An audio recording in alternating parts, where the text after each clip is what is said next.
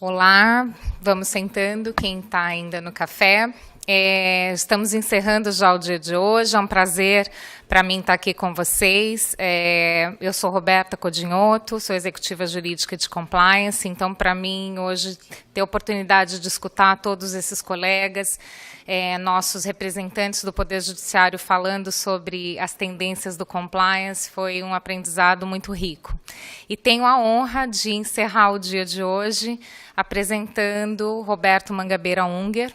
Eu pedi 2 ou 3 vezes que ele me autorizasse a apresentá-lo de outra forma, mas o professor pediu que fosse apresentado dessa forma. Para mim é um prazer estar aqui ao lado dele e apresentá-lo para o encerramento do dia de hoje.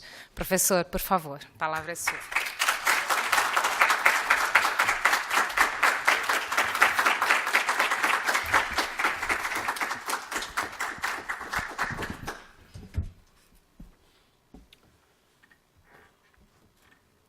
Qual o novo projeto nacional de desenvolvimento?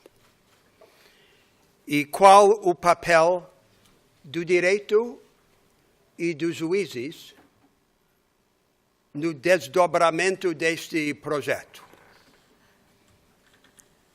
Minha tese é que há um novo projeto de desenvolvimento que teremos de abraçar e que há muito que o direito e os juízes devem e podem fazer por ele. Desenvolvo minha argumentação em 3 passos. Em primeiro, a alternativa nacional hoje. O segundo, a imaginação jurídica e sua tarefa no Brasil. E terceiro, o judiciário e a reinvenção de seu papel. O Projeto Nacional de Desenvolvimento. No último período histórico, o Brasil seguiu uma estratégia de desenvolvimento com 2 bases. A primeira base foi a massificação do consumo e o aumento da renda popular. E a segunda base foi a produção e exportação de commodities. A agricultura, a pecuária e a mineração pagaram a conta do consumo urbano. Essa estratégia prosperou enquanto o preço das commodities estava no alto e ruiu quando o preço desabou. Foi um exemplo, o último exemplo em nossa história de aposta nas riquezas fáceis da natureza. Uma aposta que na nossa história sempre acaba em lágrimas. Só a inteligência salva. Agora temos que construir outro projeto nacional de desenvolvimento, voltado para a qualificação e a democratização do aparato produtivo, baseado na democratização das oportunidades e das capacitações. Um projeto que afirme a primazia dos interesses do trabalho e da produção sobre os interesses do rentismo financeiro. Há uma grande diferença entre democratizar a economia do lado da demanda e democratizá-la do lado da oferta. A democratização da demanda se pode fazer só com dinheiro. A democratização da oferta das capacitações, das oportunidades, exige inovação institucional. E, portanto, o recurso mais escasso, que são as ideias. Esta alternativa nacional, produtivista, includente e capacitadora, teria que avançar em 3 eixos. O primeiro eixo é o propriamente econômico. Nos últimos anos, sob a égide deste nacional consumismo que vivemos, o Brasil evoluiu, desindustrializou-se. Mas a industrialização convencional não serve mais em qualquer parte do mundo como atalho para o desenvolvimento. Ela já não é a vanguarda produtiva.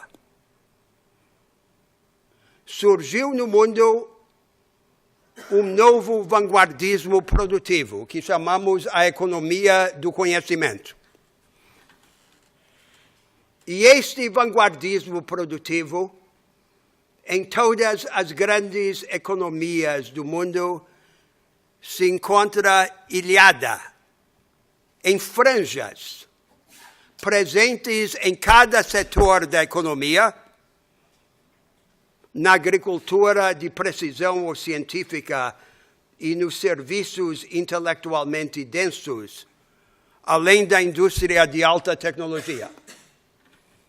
Mas em cada setor aparece como uma franja que exclui a grande maioria dos trabalhadores e das empresas.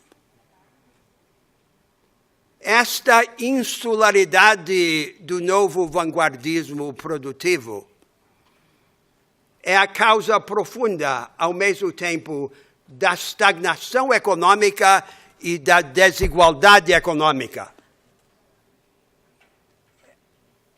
Ela cava um fosso cada vez mais profundo entre as vanguardas e as retaguardas produtivas. E arrisca esterilizar o potencial desenvolvimentista deste vanguardismo. Há, portanto, um dilema que cada vez mais está no centro dos debates a respeito do desenvolvimento no mundo. A velha industrialização já não mais serve como atalho ao crescimento, mas a alternativa, que seria uma forma includente da economia do conhecimento, parece inacessível. Inacessível porque ela não existe nem mesmo nas economias mais adiantadas, com as populações mais preparadas. Como pode existir num país como o nosso? É este o dilema que teremos de resolver. E ele só pode ser resolvido se for quebrado do segundo lado, isto é, transformando o aparentemente inacessível em acessível. Desdobrando a tarefa de construir uma forma includente da economia do conhecimento em pedaços e em etapas. Estas etapas avançam rumo a uma reconstrução da economia de mercado. Na primeira etapa, ampliar o acesso aos recursos e às oportunidades da produção, o capital, a tecnologia, as práticas e os conhecimentos avançados, e coordenar esses acessos. Na segunda etapa adiante, começar a desenhar uma nova arquitetura institucional da economia de mercado. Entre os governos e as empresas, formas de coordenação estratégica a serviço da disseminação do vanguardismo, que sejam pluralistas, descentralizadas, participativas e experimentais. E entre as empresas, sobretudo as pequenas e médias empresas, as empresas emergentes, fomentar os regimes de concorrência cooperativa, para que possam competir e cooperar ao mesmo tempo, fazendo mutirão de recursos e ganhando economias de escala. Na terceira etapa, no futuro mais remoto, o objetivo é desenvolver dentro da economia de mercado formas alternativas de descentralização econômica. Regimes alternativos de propriedade de contrato que passariam a coexistir experimentalmente na mesma economia de mercado. O vanguardismo insular tem como contrapartida no mundo contemporâneo o avanço da precarização do trabalho. Não há como construir um vanguardismo includente quando a maioria dos trabalhadores está condenada não apenas ao aviltamento salarial, mas também à insegurança econômica radical. Daí o imperativo de construir, ao lado da legislação tradicional de trabalho, um segundo corpo de regras, destinado a proteger, organizar e representar a multidão de informais e de precarizados. Não basta regular a economia de mercado. Não basta atenuar as desigualdades geradas nela por políticas retrospectivas de redistribuição compensatória. É necessário inovar progressivamente nas instituições que definem o conteúdo da economia de mercado. E desta forma influir na distribuição básica das vantagens, dos ativos e das oportunidades. O segundo grande eixo desta alternativa nacional de desenvolvimento é uma transformação radical do ensino no Brasil. Uma alternativa produtivista e capacitadora como esta exige uma maneira completamente diferente de aprender e de ensinar.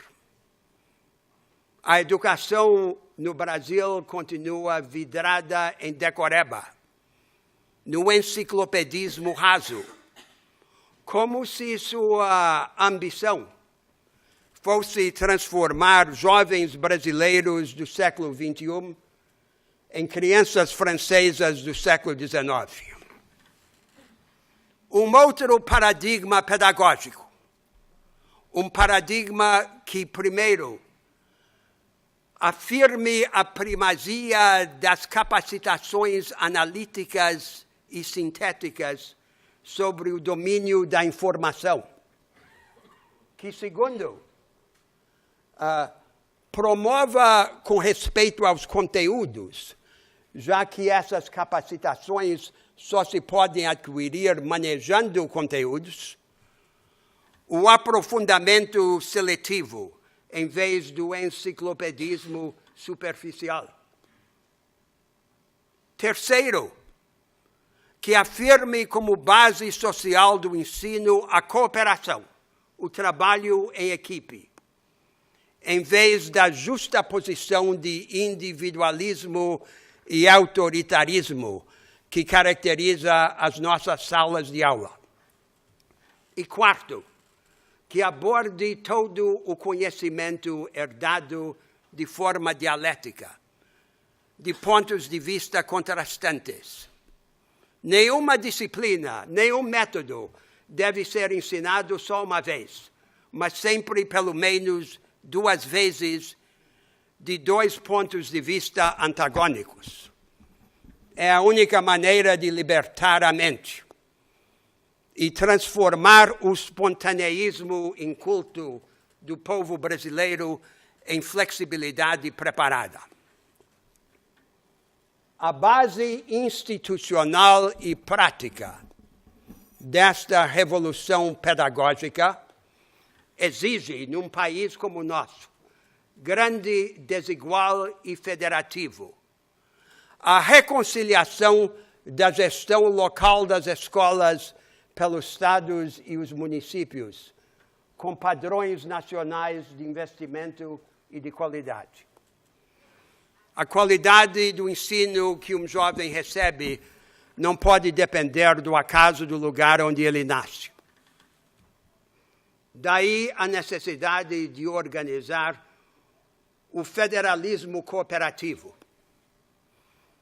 E por meio de órgãos colegiados dos 3 níveis da federação, vir em socorro das redes escolares locais defeituosas, se necessário assumi-las, entregá-las a gestores independentes, consertá-las e devolvê-las consertadas. É claro que esta alternativa institucional exige também o engajamento da sociedade civil independente, de forma cooperativa. Não é a privatização dos serviços públicos a favor de empresas com objetivo de lucro. O Estado provê o mínimo universal, mas, ao mesmo tempo, o Estado engaja, prepara, financia, monitora a sociedade civil independente para que ela, de forma cooperativa, por exemplo, por meio das organizações sociais, participe da qualificação competitiva e experimental dos serviços públicos. É a única maneira de cumprir esta transformação. O Estado, por si só, não pode cumpri-la. O terceiro eixo desta alternativa nacional é o aprofundamento da democracia brasileira. Todas as democracias que existem no mundo são democracias fracas. Todas elas perpetuam o governo dos vivos pelos mortos. E todas elas fazem a transformação depender das crises. Nós, no Brasil, não temos guerras e não podemos, como os europeus, por exemplo, depender das guerras para possibilitar as transformações. Temos de organizar uma democracia de alta energia. Uma democracia de alta energia passa por 3 conjuntos de inovações institucionais. O primeiro conjunto se destina a elevar a temperatura da política, isto é, o nível de engajamento popular organizado na vida pública. Não podemos escolher entre uma política institucional e fria e uma política calorosa, porém anti- ou extra-institucional. Precisamos de uma política que seja, ao mesmo tempo, quente e institucional. Por inovação nos regimes eleitorais, no financiamento da atividade política e no acesso amplo aos meios de comunicação em massa, em favor não só dos partidos políticos, mas também dos movimentos sociais organizados. O segundo conjunto de inovações se destina a acelerar o passo da política. Nós copiamos o presidencialismo americano. que tem uma grande vantagem num país como o nosso. Permitir uma marcha direta ao centro do poder e facultar um potencial plebiscitário. Mas também tem uma grande desvantagem, que ele foi desenhado pelos seus autores para inibir a transformação da sociedade pela política, perpetuando deliberadamente os impasses e confundindo o princípio liberal da fragmentação do poder com o princípio conservador da desaceleração da política. Reafirmar o princípio liberal e repudiar o princípio conservador, dotando o regime presidencialista de mecanismos para resolver prontamente os impasses, por exemplo, por eleições antecipadas. E dessa forma acelerar o passo da política.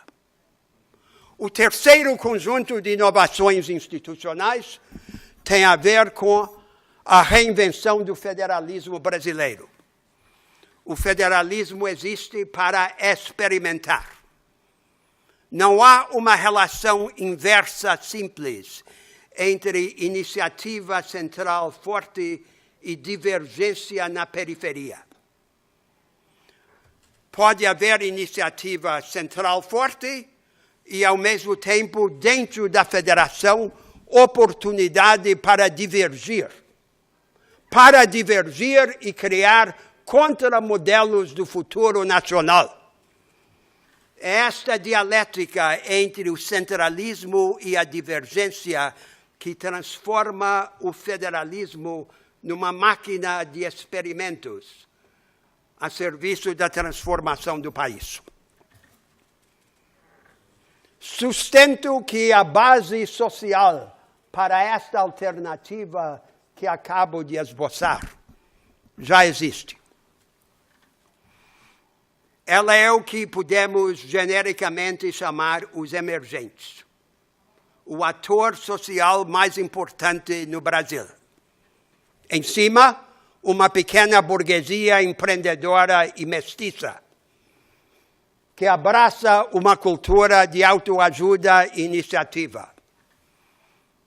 Atrás dela, milhões de trabalhadores ainda pobres, que chamamos os batalhadores, que já assimilaram essa cultura. E atrás deles, os batalhadores, a massa pobre, com os olhos voltados para essa vanguarda de emergentes. Hoje, a Revolução Brasileira é o Estado prover os instrumentos materiais e jurídicos para permitir à maioria seguir o caminho da vanguarda de emergentes. Não é esta a preocupação característica do discurso político no Brasil. Temos muitos partidos, mas temos basicamente só um discurso. É o discurso de uma espécie de Suécia tropical. É o discurso do social. Todo mundo fingindo ser social-democrata ou social-liberal. O que é o social? O social é o açúcar, com que se pretende dourar a pílula do modelo econômico. O povo brasileiro quer mais do que açúcar. O povo brasileiro prefere empoderamento à cooptação. Esta alternativa que acabo de descrever e advogar passa toda ela, em todas as suas partes, por inovações institucionais. E com isso chego ao segundo passo da minha argumentação. A tarefa do pensamento jurídico. Os interesses e os ideais estão sempre pregados na cruz das instituições e das práticas que os representam. O direito é o lugar desta crucificação. Nós precisamos de uma forma de prática jurídica e de imaginação jurídica que nos permita repensar as nossas instituições, à luz de nossos interesses ideais, e, em seguida, reinterpretar os ideais e os interesses à luz dos experimentos institucionais consumados. Não é este o caminho que seguimos. Há agora no mundo uma onda do pensamento jurídico supostamente avançado, que se apresenta como a sequela providencial ao formalismo doutrinário do século XIX. É uma principiologia idealizadora e sistemática do direito, que expõe o direito como um conjunto sistemático de princípios ideais e políticas públicas. É como se fosse a auréola no pensamento jurídico do compromisso social-democrata que se estabeleceu no Atlântico Norte em meados do século passado e que abandonou a ambição de transformação institucional. Esta visão do pensamento jurídico é exportada para o mundo todo. Exportada, sobretudo, a partir das escolas de direito de elite nos Estados Unidos e na Alemanha. E foi esta onda que foi recebida com entusiasmo no Brasil, já que continuamos em todos os departamentos da nossa vida nacional, vergados sob o jugo de um colonialismo mental. Não é um avanço, é um regresso.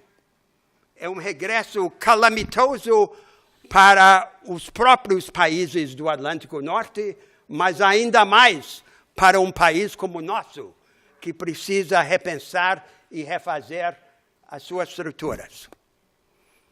É uma onda que impõe 3 grandes custos.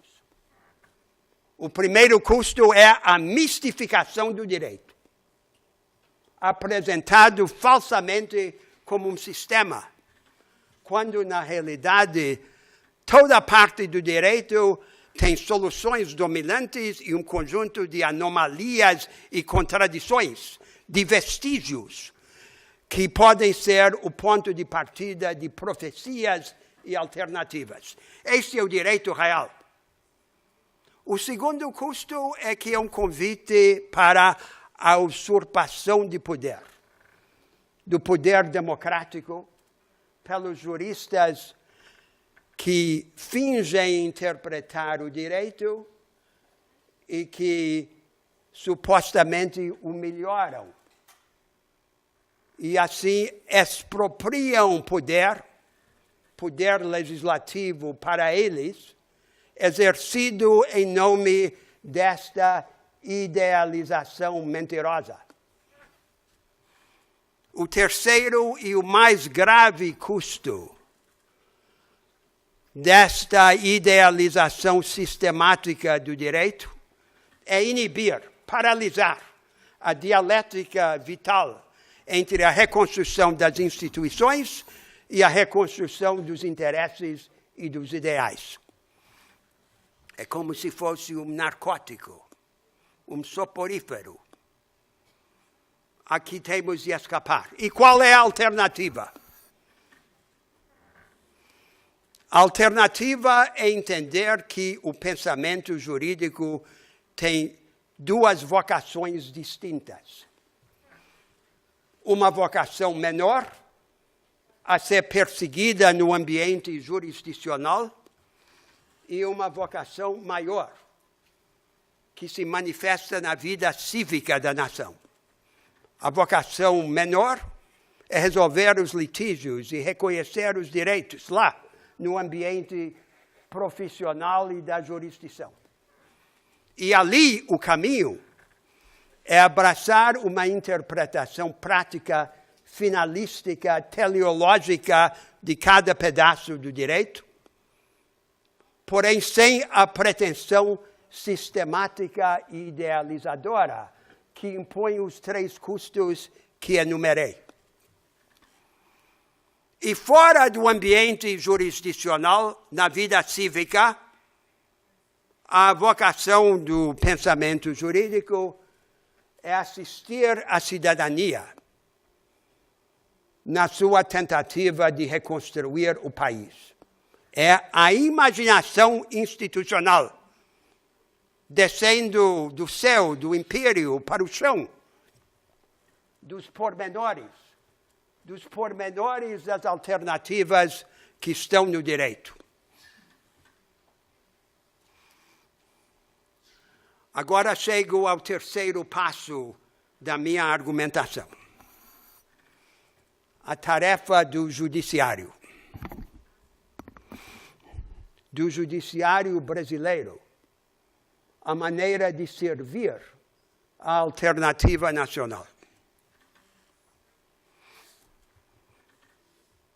Na vocação menor, a vocação a ser atendida no ambiente jurisdicional, é esta interpretação teleológica, finalística, sem a pretensão idealizadora e sistemática, mas com uma cautela adicional recomendada pela realidade brasileira. A cautela é adotar o que se poderia chamar uma dualidade hermenêutica. O nosso país é um país sufocado, estrangulado por um condomínio de corporativismos, de interesses organizados que procuram se aproveitar das fraquezas do Estado. E, portanto, grande parte do direito brasileiro é constituído pelo botim desta pilhagem. Cabe, portanto, ao jurista, no exercício desta vocação menor, distinguir entre as partes do direito que estão mais ou menos comprometidas por esta atividade dos interesses organizados e aproveitadores. Quanto mais um pedaço de direito é um resíduo de botim, maior a necessidade de adotar uma interpretação restritiva para confinar o mal. E quanto menos expressa esta vitória dos interesses aproveitadores, maior a margem para as analogias extensivas. Mas agora chegamos à tarefa maior, à vocação maior, porque o judiciário pode participar também desta vocação maior do direito, que é ajudar o país a se repensar e a se refazer. Não é tarefa dos juízes, nem mesmo dos juízes da Corte Constitucional, salvar a maioria de seus erros políticos. Cabe às maiorias futuras corrigir os descaminhos das maiorias passadas. Não devem os juízes, sob o pretexto da idealização sistematizadora do direito, procurar guiar o país.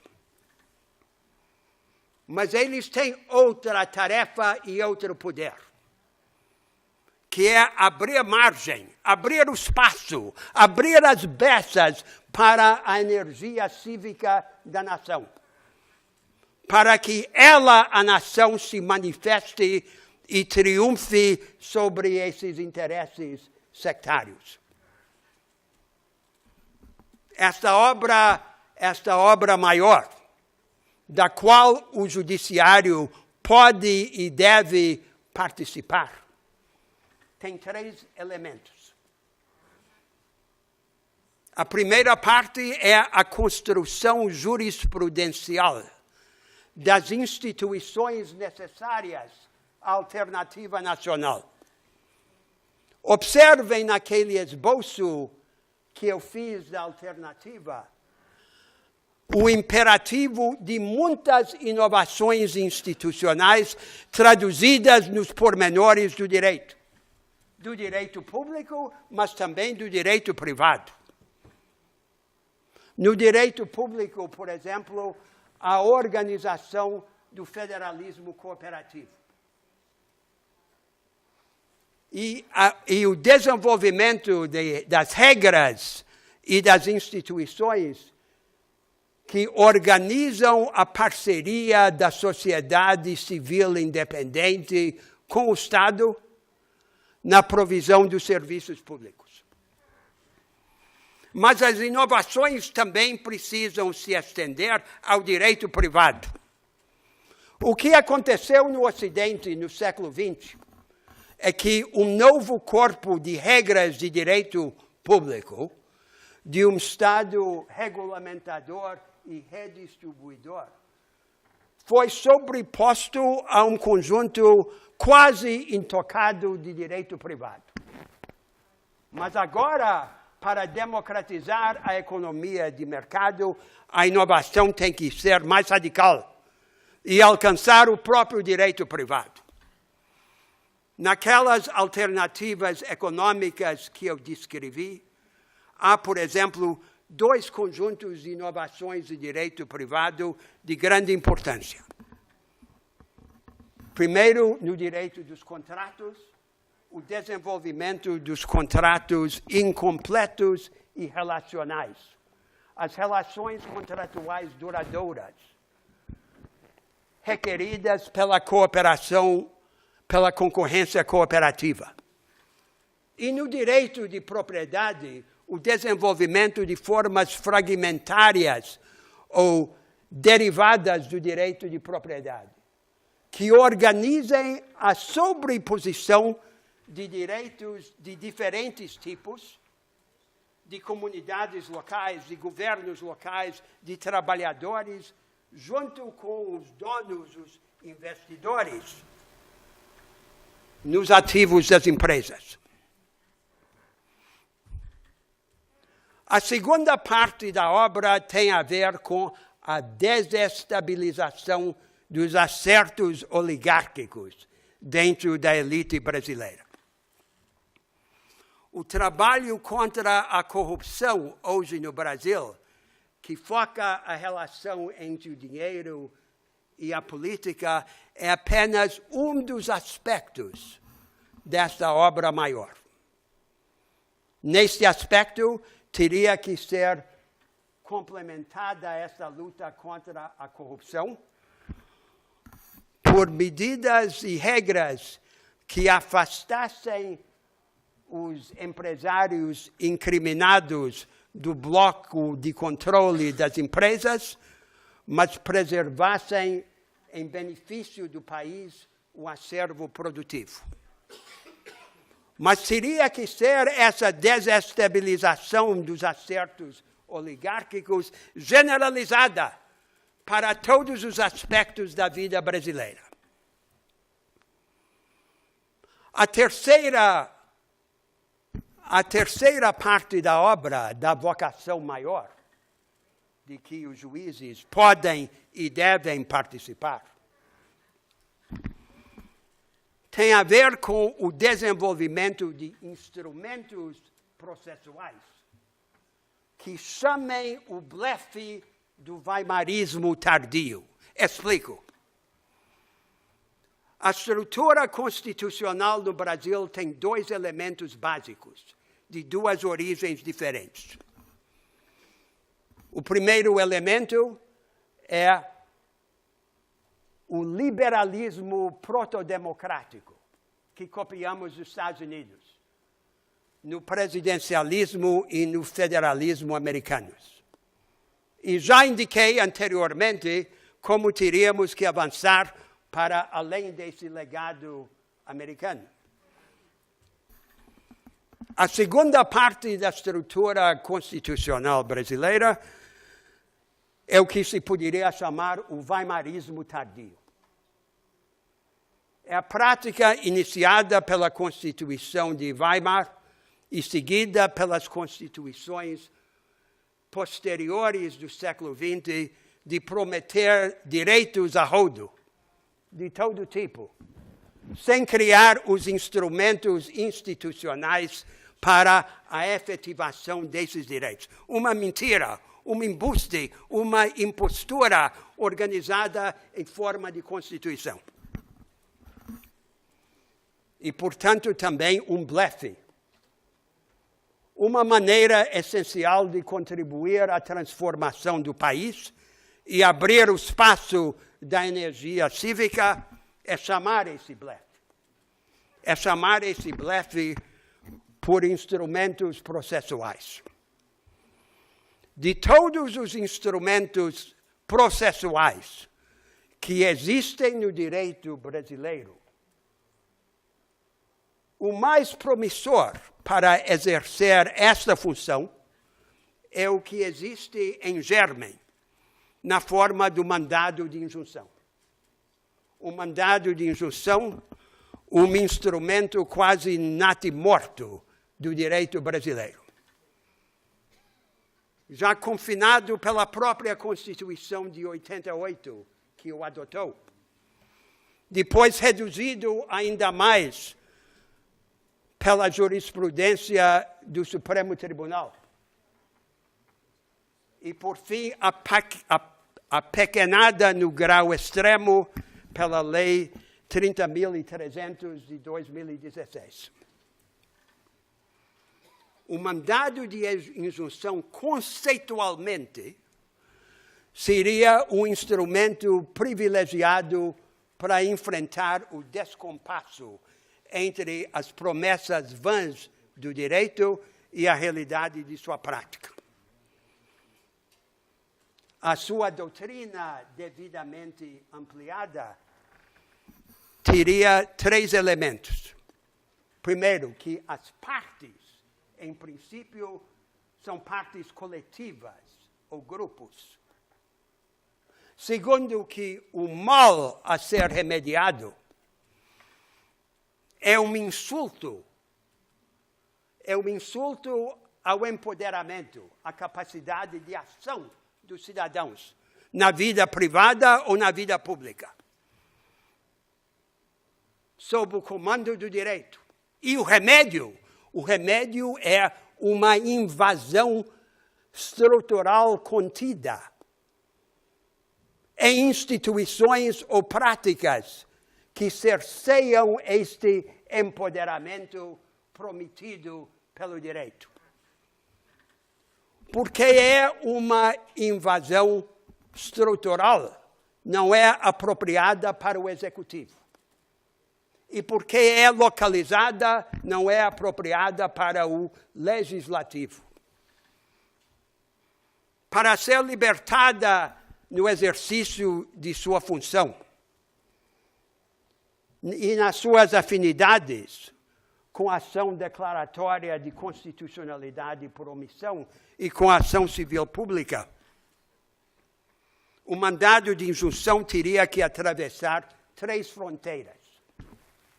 E atravessar por uma combinação de iniciativa jurisprudencial, legislação e emenda constitucional. Primeiro, que a competência seja de todos os tribunais, e não apenas os tribunais superiores.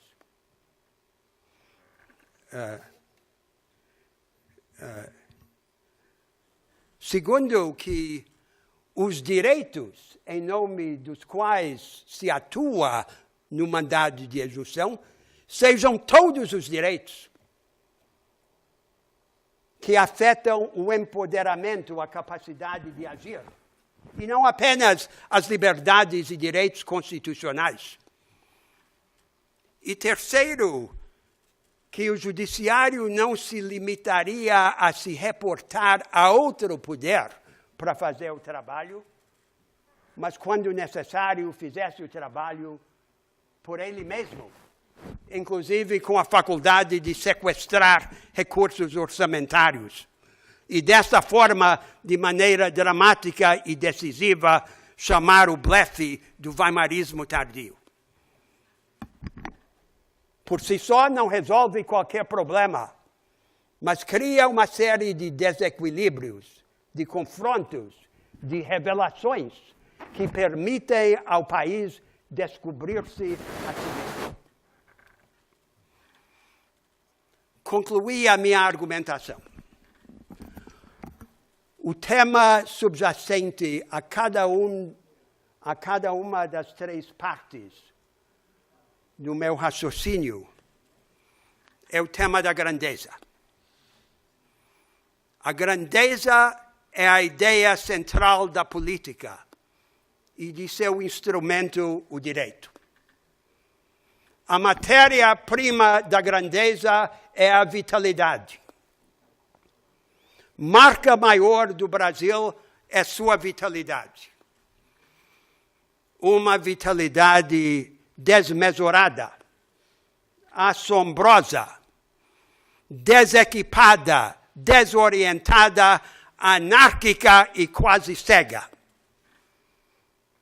Nossa tragédia histórica tem sido negar a maior parte de nossos concidadãos meios para transformar esta vitalidade em ação fecunda. A vitalidade precisa de uma aliada. A aliada da vitalidade é a imaginação. Sobretudo, a imaginação institucional. Da imaginação institucional e da prática transformadora que ela subsidia, recebe a vitalidade asas e olhos. Vidente e alada, vitalidade converte-se em grandeza.